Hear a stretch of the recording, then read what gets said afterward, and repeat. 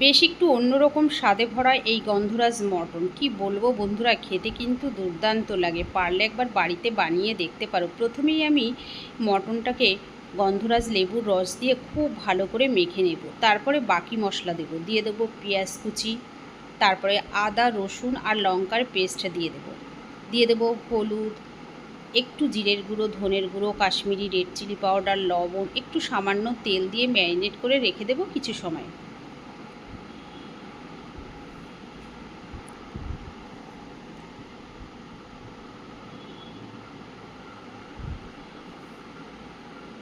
তারপরে একটা কড়াই বসিয়ে দেব, আলুটাকে ভেজে নেব।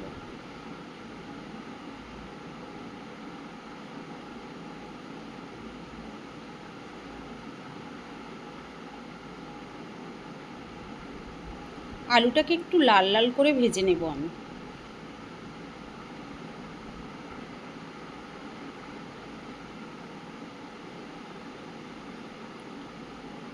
এবার আলুটাকে আমি তুলে নেব। এবার ওই তেলের মধ্যে আর একটু তেল দিয়ে দেব। তারপরে দিয়ে দেব জিরে, তেজপাতা, গোটা গরম মশলা, দিয়ে দেব ম্যারিনেট করা মটন। এবার এই খাসির মাংসটাকে দিয়ে খুব ভালো করে কষে নেব।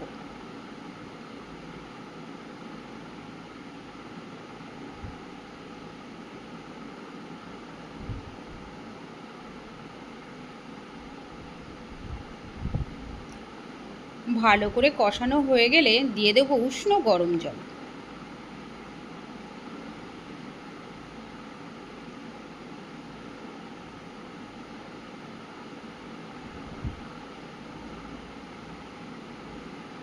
আমি আলুগুলোকেও দিয়ে দেব। একটু সময় ঢেকে ঢেকে হতে দেব।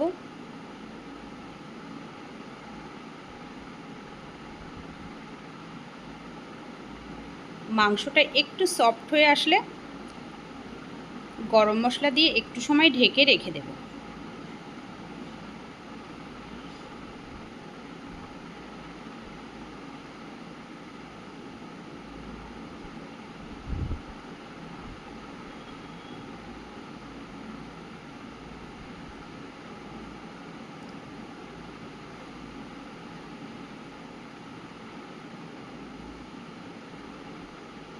গরম মশলা দিয়ে একটু সময় ঢেকে রেখে দেব, মানে স্ট্যান্ডিং টাইমে। তারপর শুধু কালারটা দেখো বন্ধুরা, কি দারুণ হয়েছে। দেখতে যেমন সুন্দর, খেতেও কিন্তু দারুণ লাগে বন্ধুরা। আমি একটু ঝোল করেছি, খাসির মাংসের ঝোলটাই বেশি আমার কাছে ভালো লাগে। যাই হোক, আজকে এই পর্যন্ত। সবাই ভালো থেকো, সুস্থ থেকো। আবার দেখা হবে অন্য কোনো রেসিপিতে। আর পারলে এই গন্ধরাজ মটনটা একবার ট্রাই করে দেখো তোমরা।